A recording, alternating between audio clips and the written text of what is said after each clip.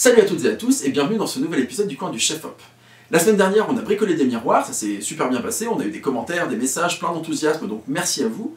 Ce que je vous propose cette semaine, c'est de faire encore du bricolage sur quelque chose de complètement différent. On va travailler à fabriquer notre propre kit d'Applebox. Si vous savez déjà ce que sont les Applebox, vous savez pourquoi c'est intéressant d'en fabriquer et d'en avoir avec vous.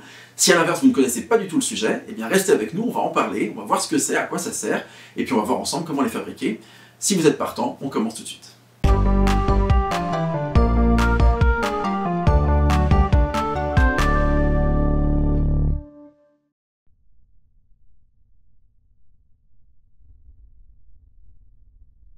Alors les Applebox, qu'est-ce que c'est? Les Applebox, ça veut dire caisse de pommes, c'est quelque chose qui est plutôt utilisé aux États-Unis. En fait, c'est des cubes de bois de différentes dimensions. C'est différent des cubes de machinerie qu'on utilise plutôt ici en Europe, mais c'est quelque chose qui est hyper pratique sur les tournages. Ça vous permet parfois d'asseoir un chef opérateur, par exemple. Ça peut permettre de surélever un comédien, ça peut permettre de surélever un technicien. Vous voyez, quand on a un perchman qui est un tout petit peu trop bas, et bien vous le mettez sur une Applebox et sa perche passera hors du cadre. Ça, c'est plutôt chouette. Les Applebox, ça peut permettre de surélever un véhicule, ça peut permettre de positionner un travelling, ça peut permettre vraiment plein de choses. C'est un outil qui est vraiment versatile, qui permet de vous sortir à peu près de toutes les situations où il vous manque toujours, vous savez, il manque 3 cm. Bah, avec les Applebox, vous pouvez combler ces 3 cm. Et c'est vraiment un outil qui est hyper pratique. Encore une fois, c'est quelque chose qui est utilisé aux États-Unis énormément. Je sais pas si à Hollywood à l'époque on utilisait des vraies caisses de pommes pour asseoir les chefs opérateurs ou les réalisateurs. En tout cas, aujourd'hui, il y a tout un code, toute une nomenclature. Par exemple, les Applebox, en fonction de leur position, eh ben, elles ne vont pas avoir le même nom. Par exemple, si vous la mettez droite, l'Applebox, on va dire qu'elle est en position New York. Si vous la mettez sur sa tranche, on dira qu'elle est en position Chicago. Enfin, si vous la mettez, disons, sur la partie la plus large, donc que vous mettez l'Applebox dans sa position la plus basse, dans ce cas-là, on dira qu'elle est en position Los Angeles. Ces positions New York, Chicago, Los Angeles, ça peut être aussi position A, position B ou position C. Voilà, c'est des choses qui se disent aux États-Unis. Quand un chef-op dit « je voudrais une Applebox en position A », et ben vous savez que c'est parce qu'il a envie de s'asseoir et que donc ça va lui permettre d'être exactement à la hauteur pour être derrière sa caméra ou son moniteur et être positionné comme il faut et s'asseoir sur autre chose qu'une case optique par exemple. Les Applebox, il faut savoir que ça vient en plusieurs dimensions. La dimension classique de base de l'Applebox, c'est quelque chose qui fait en centimètres 50 cm par 30 par 20. On appelle ça la full Applebox. Vous avez la moitié, qu'on appelle le half. Le half, c'est donc 50 par 30 par 10 cm. C'est la demi-Applebox. Il existe également le quarter, le quart d'Applebox, qui donc cette fois va faire 50 par 30 par 5 cm. Et vous avez même ce qu'on appelle le huitième, ou plus communément appelé le pancake, qui est vraiment quelque chose de très très fin. Et là, c'est une Applebox qui va faire donc 50 cm par 30 par 2,5 cm. Vous allez voir que dans mon bricolage à moi, comme j'ai pris un bois un petit peu plus épais, mon pancake fait plus 3 cm que 2,5 cm. Mais bon, ça c'est un détail. Ce que je vous propose maintenant, si vous êtes convaincu par l'utilité des Applebox sur les tournages, eh ben c'est de le fabriquer vous-même, parce qu'il faut savoir que les Applebox achetés dans le commerce, c'est environ 150 €. Sachez que si vous faites vous-même votre bricolage et que vous faites découper vos planches et que c'est vous qui les assemblez, vous allez plus en avoir pour une cinquantaine d'euros que pour 150 €. Donc pour 150 €, vous ferez 3 kits d'Applebox, et ça c'est plutôt intéressant. Donc sans plus attendre, je vous propose qu'on commence tout de suite sur notre bricolage. Avant de se lancer, n'hésitez pas à liker cette vidéo, à vous abonner à la chaîne si ce n'est pas déjà fait, à la partager autour de vous. Vous allez voir, hein, j'ai eu quelques galères quand j'ai fabriqué ces Applebox. C'est clairement pas une chaîne de menuiserie et ça se sent. Néanmoins, le résultat est suffisamment satisfaisant pour que ça fonctionne sur les tournages. Hein. Je vais l'expérimenter sur les prochains films que je ferai. Donc voilà, si vous êtes prêts pour bricoler avec moi, bah écoutez, c'est parti, on commence tout de suite. Bien, alors pour commencer, moi j'ai fait découper des plaques de contreplaqué de 15 mm d'épaisseur. J'ai fait faire 3 plaques, j'ai fait faire des plaques de 1,50 m de long par 50 de large. J'ai fait 2 plaques comme ça, et j'ai fait une dernière plaque qui faisait, je crois, 22 cm par 1,50 m. Et donc, très clairement, ça c'est la première erreur. En fait, il y a deux choses. Déjà, vous n'avez pas forcément les outils pour découper du bois proprement, et vous allez voir dans la suite de cette vidéo que ça a été une sacrée galère pour moi. Deuxième chose, ça prend du temps. Si vous allez à un magasin de bricolage pour faire découper du bois, il n'y a rien de plus simple finalement que de demander directement les bonnes planches avec les bonnes dimensions. Donc là-dessus, je me suis complètement raté. En fait, qu'est-ce qu'il faut pour faire vos Applebox?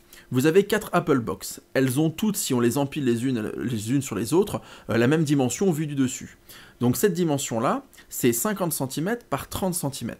Donc déjà, il va falloir couper 8 planches de 50 par 30. Après, on va faire les planches qui iront sur les contours de vos boîtes, et en fonction de la hauteur de chaque boîte, forcément les dimensions vont changer. Donc, pour l'Apple Box qui est la full, en dehors du coup de 2 planches de 50 par 30, vous allez avoir besoin de 3 planches de 27 cm par 17 cm. Pourquoi cette dimension-là ? Parce que le bois que j'ai pris, le contreplaqué que j'ai pris, fait 15 mm d'épaisseur. Donc 1,5 cm de chaque côté, si j'additionne, ça fait 3 cm. Donc si je veux 30 cm de hauteur, il faut que je retire l'épaisseur du bois des planches supérieures et inférieures. Donc 30 moins 3, ça fait 27 cm. Pareil pour la largeur. Si je veux que ça fasse 20 cm, je retire 3 cm de chaque côté, ça fait 17. Pourquoi est-ce que je fais 3 planches ? C'est pour pouvoir renforcer au milieu, parce que c'est une boîte sur laquelle on va être amené à monter, qui est assez haute, vu qu'elle fait 20 cm de haut, 30 cm de large, 50 cm de long, et donc du coup l'idée c'est de mettre une pièce centrale. Donc pour cette boîte-là, je fais donc 3 planches de 27 par 17 cm, et enfin, pour les côtés plus en longueur, je fais 2 planches de 17 par 50 cm. Ça c'est donc pour l'Apple Box qui est en full. Pour l'Apple Box en half, donc on sait déjà qu'on a 2 planches de 50 par 30, on va faire 2 planches de 27 par 7 cm, vu qu'elle fait que 10 cm de hauteur, et on va faire 2 planches de 7 cm par 50, donc encore une fois pour pouvoir faire la longueur.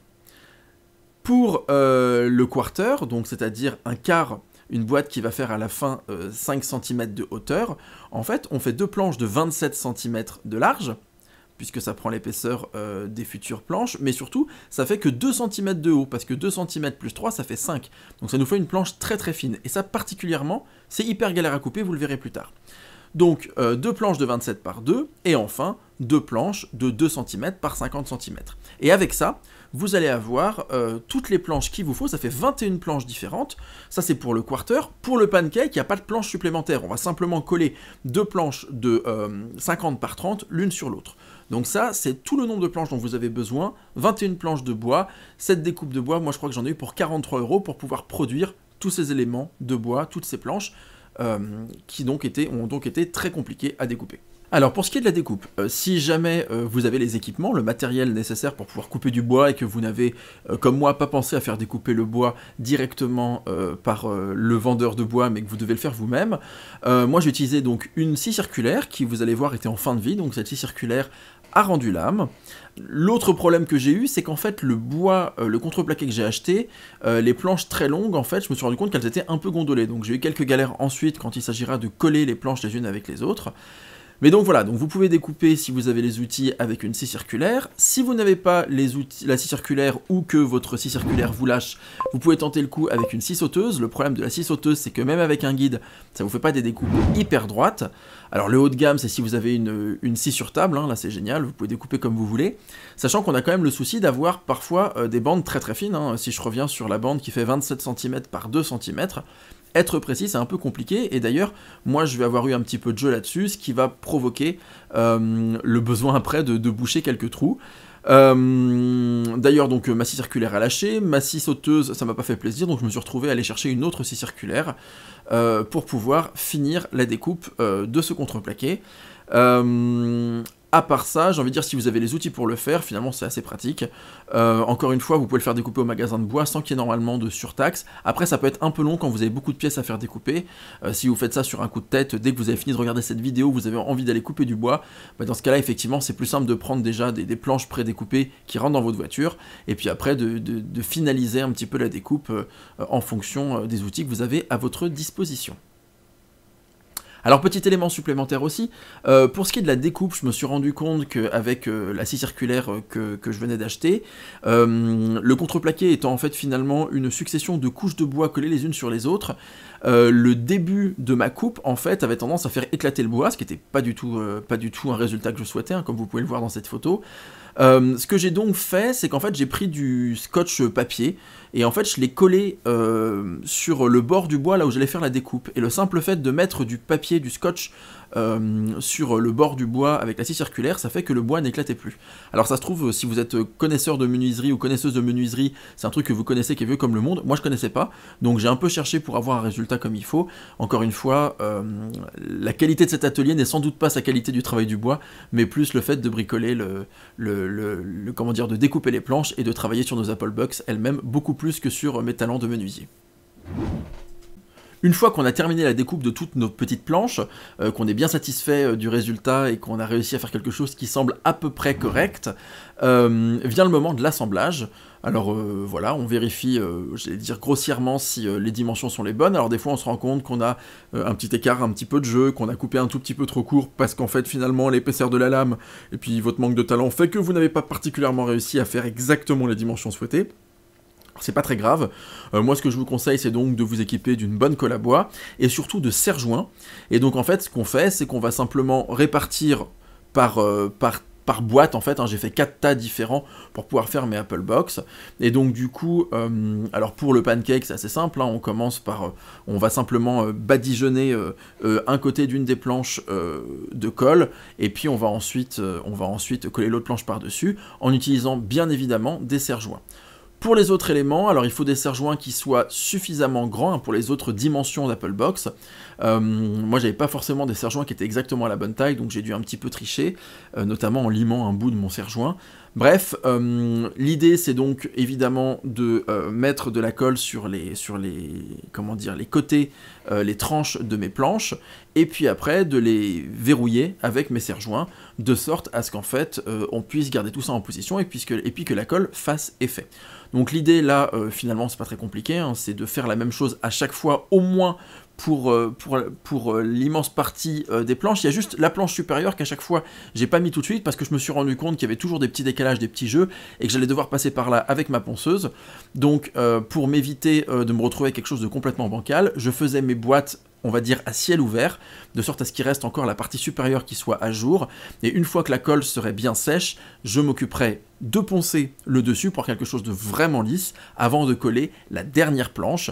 Et donc pour coller cette dernière planche, on utilise de nouveau des serre-joints, ou alors quelque chose que vous avez qui est suffisamment lourd, qui vous permet vraiment de verrouiller votre boîte le temps de son séchage. Petite interruption pour vous parler du Patreon du coin du chef-op qu'on vient de créer.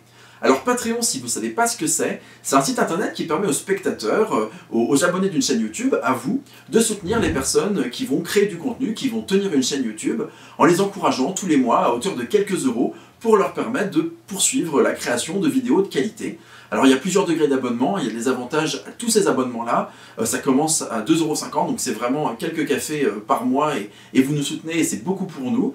Donc n'hésitez pas à aller faire un tour sur le Patreon du coin du chef-op, on espère que ça vous plaira, on a plein de contenus additionnels, des bonus qu'on aimerait vous proposer.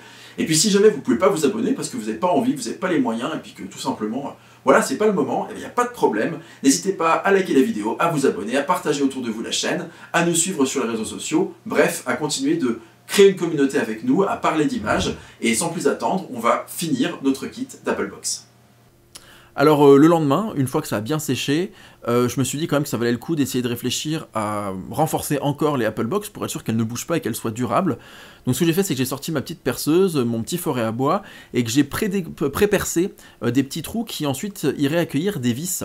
Alors pour le pancake, j'avais des petites vis, et en fait finalement mon forêt était presque un tout petit peu trop gros, donc ça m'a joué des tours, pour ensuite pouvoir visser véritablement, comme je le souhaite, des vis qui vont vraiment permettre aux deux planches de rester vraiment solidaires l'une de l'autre.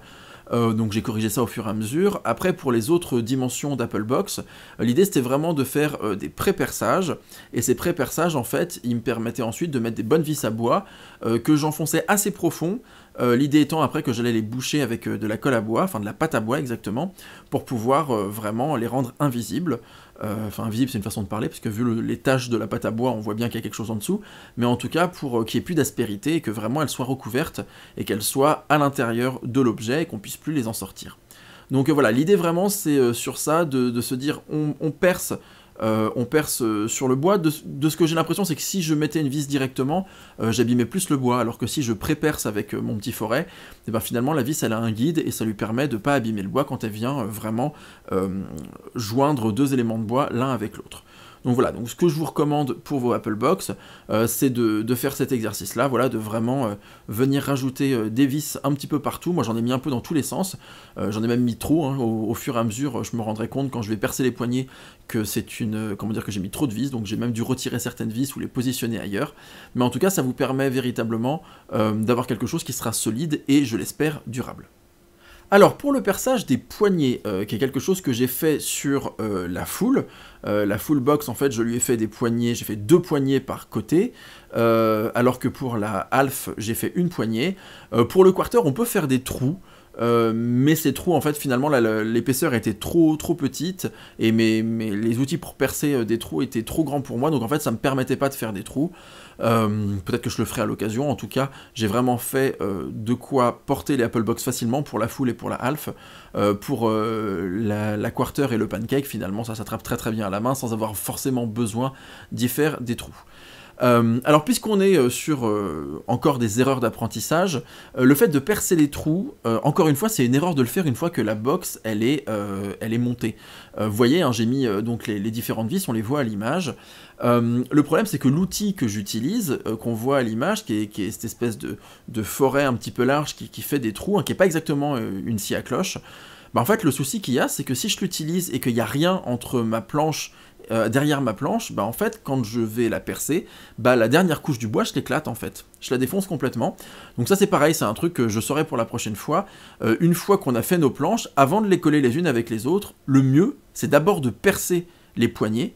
Comme ça, on est sûr, en fait, on mettra le bois sur une autre planche qu'on appelle un martyr, de sorte à vraiment comprimer, ce qui fait que quand je vais percer, je vais pas éclater le bois en dessous, et donc quand je viendrai ensuite le coller sur mon Apple Box, ben, j'aurai un bois qui sera un petit peu plus correct que ce que j'ai fait là. Alors, pour le résultat final, ça va fonctionner, hein. C'est-à-dire que donc, je vais percer 4 trous, qui vont être d'un diamètre de 30 cm, donc ça veut dire que mes poignées, elles seront ajourées chacune d'un côté de 30 cm, donc de 30 mm, donc de 3 cm, pardon, 30 cm ça fait un peu gros, et donc du coup, une fois que j'ai fait ces 4 trous qui sont percés, donc malheureusement j'ai fait sauter un peu de bois à l'intérieur, que j'ai d'ailleurs galéré à faire ressortir ensuite, et bien ce trou-là, je vais joindre chaque trou grâce à ma scie sauteuse, et donc avec un guide et un petit peu de reprise, et en sachant que derrière j'allais passer à la ponceuse, j'ai pu faire mes poignées de manière suffisamment satisfaisante, et encore une fois, l'idée de l'Apple Box c'est quand même que ce soit surtout un outil, le fait que l'esthétique ne soit pas parfaite, sachant qu'en réalité, moi ce qui m'intéresse surtout c'est d'abord sa fonctionnalité, et puis au final, le côté un petit peu, voilà, fait à la main, me dérange pas plus que ça. Alors pour je sais pas quelle raison, j'ai oublié de filmer, ou alors j'ai pas fait attention que ça ne filmait pas, le moment où je mets en fait de la pâte à bois sur tous les trous que j'ai percés. Donc l'idée, la pâte à bois, c'est vraiment une espèce de mastic avec de la fibre de bois à l'intérieur. L'idée c'est on prend un petit couteau pour l'enduit, disons, mais qu'on va utiliser pour la pâte à bois, et en fait ce que je fais c'est que je mets de la pâte et puis je passe le couteau de manière à ce que ces trous soient remplacés par de la pâte à bois. J'ai aussi fait ça, comme vous pouvez le voir, hein, dans l'esthétique des choses que je suis en train de filmer, des Apple Box, toutes les aspérités, tous les trous, les petites fissures, les espaces, le petit jeu qu'il pouvait y avoir dans le bois, tout ça, je l'ai chargé de pâte à bois, que j'ai laissé sécher encore pendant une journée, de sorte à ce que vraiment on ait quelque chose qui soit quand même assez cohérent, assez lisse, en tout cas au toucher, qu'on n'ait pas quelque chose avec des trous, des aspérités, etc. etc. Donc je sais pas pourquoi j'ai pas filmé ça, c'est sans doute le meilleur moment de la vidéo, je suis vraiment désolé qu'on l'ait pas en image, mais donc j'ai mis de la pâte à bois, et une fois que la pâte à bois a séché, donc encore une journée après, donc je ponce. Donc là l'idée vraiment de poncer, c'est de retirer toutes les potentielles aspérités de mon Apple Box. Ce que je veux vraiment, c'est que les arêtes, par exemple, tous les petits bouts de bois qu'on puisse sauter, etc., tous les angles, toutes les arêtes, tout ça, je passe un coup de ponceuse dessus. L'idée, c'est vraiment que ce soit quelque chose qui soit agréable au toucher, qui soit lisse, quelque chose où en le prenant, même si je mets ma main rapidement dessus, je puisse pas me blesser, que ce soit pas quelque chose qui me pique ou qui éventuellement même me coupe. Alors il faudrait vraiment y aller, hein, mais en tout cas, l'idée c'est vraiment de tout poncer pour que ce soit vraiment nickel au niveau de l'aspect et de l'aspérité. Et une fois que ce ponçage il est fait, on fait au chiffon, alors c'est pareil, je crois que je ne l'ai pas montré à la vidéo, mais au chiffon, on va vraiment essuyer, retirer la poussière, etc., etc., souffler tout ça, hein. Faites bien ça en extérieur, alors pareil, hein, je suis super mauvais pour vous le dire, mais portez des masques, si vous avez besoin, vous avez des inquiétudes par rapport à la scie, mettez des gants, enfin, en tout cas, protégez-vous, c'est hyper important. Mais donc on ponce, on laisse toute la poussière bien partir à l'extérieur, etc., etc. Et donc une fois qu'on aura bien poncé notre Apple Box, on pourra passer à la dernière étape de la fabrication de ce merveilleux objet. Alors la dernière étape, c'est tout simplement de mettre une sorte de vernis, alors on appelle ça une lasure, que nous utilisons pour nos volets, pour protéger les éléments qui sont exposés au temps, à la météo, aux éléments en bois notamment. Alors moi j'ai décidé de prendre une lasure qui était incolore, hein. J'assume le fait de faire un truc qui soit pas très beau, et tous mes ratages de pâte à bois, d'éléments pas exactement bien alignés, ce qui fait que j'ai des traces au niveau du ponçage. Bah écoutez, on est parti à fond là-dessus, donc de la lasure, un pinceau, on pourra mettre même plusieurs couches, hein, de lasure. L'idée c'est de la protéger à la fois de l'humidité, de la pluie, si ça prend des petits coups, hein. Alors évidemment, je pense que si ça passe toute l'année dehors, sous toutes les météos, c'est pas quelque chose qui durera très longtemps, mais quand on est en extérieur, même si on tourne sous la pluie ou dans le froid, et qu'une fois qu'on a fini de tourner, on rentre nos Apple Box et qu'on les laisse pas à l'extérieur, bah c'est une couche supplémentaire de protection qui est pas inintéressante. Donc voilà pour cette Apple Box là, ces Apple Box là, ce set. Moi j'ai mis de la lasure, j'ai mis une couche de lasure, je pense que j'en mettrai une deuxième un peu plus tard. En tout cas, voilà, c'est une façon de finaliser, ça donne un petit côté satin, voilà, ça fait qu'on sort de la matière complètement brute, et ça vous permet d'avoir des Apple Box qui sont, somme toute, à la fois fonctionnels et puis pas complètement moches. Donc c'est vraiment tout l'objectif de ce bricolage. Voilà pour cette vidéo de création de kit d'Apple Box, j'espère qu'elle vous donnera envie d'en fabriquer vous aussi pour votre propre bijoute, pour vos propres tournages. Franchement, le résultat est quand même assez satisfaisant, alors clairement, je ne suis pas menuisier, il n'y a pas de pâte à bois partout, mais ça fonctionne. Voilà, je suis monté dessus, on a essayé un petit peu de voir si c'était solide, et ça a l'air de l'être. Donc j'espère que ça durera dans le temps. Pour le prix que ça m'a coûté, j'ai envie de dire, finalement, ça vaut le coup de tenter. Ça m'a pris quelques jours pour la fabriquer, 2-3 jours entre les moments de séchage, etc. etc. Mais c'est quelque chose qui est assez durable, hein. J'en ai actuellement une des Apple Box qui est en train de tenir le réflecteur en dehors du cadre, 2 autres Apple Box qui sont sous le pied de la caméra, bref, on les essaye directement, on teste pour voir si ça fonctionne, et a priori, ça a l'air de fonctionner. Donc voilà, j'espère vraiment que vous aurez envie d'en fabriquer, n'hésitez pas à nous faire vos retours, vos commentaires. Si vous avez des grandes capacités en menuiserie, soyez indulgents avec nous, parce qu'encore une fois, c'est vraiment pas notre métier. Mais en tout cas, on s'est bien éclaté à le faire, donc ça c'est chouette. N'hésitez pas à liker cette vidéo, à la partager, à vous abonner à la chaîne, à soutenir la chaîne. Pensez au Patreon, si jamais vous avez la possibilité de nous soutenir, c'est aussi une super chose à faire. Et sans plus attendre, écoutez, je vais vous souhaiter une bonne fin de journée. Normalement, on fait une vidéo la semaine prochaine, sinon ce sera dans 2 semaines, mais on va essayer de faire quelque chose pour la semaine prochaine. D'ici là, portez-vous bien, bricolez bien, et à très bientôt sur le coin du Chef Hop. Salut!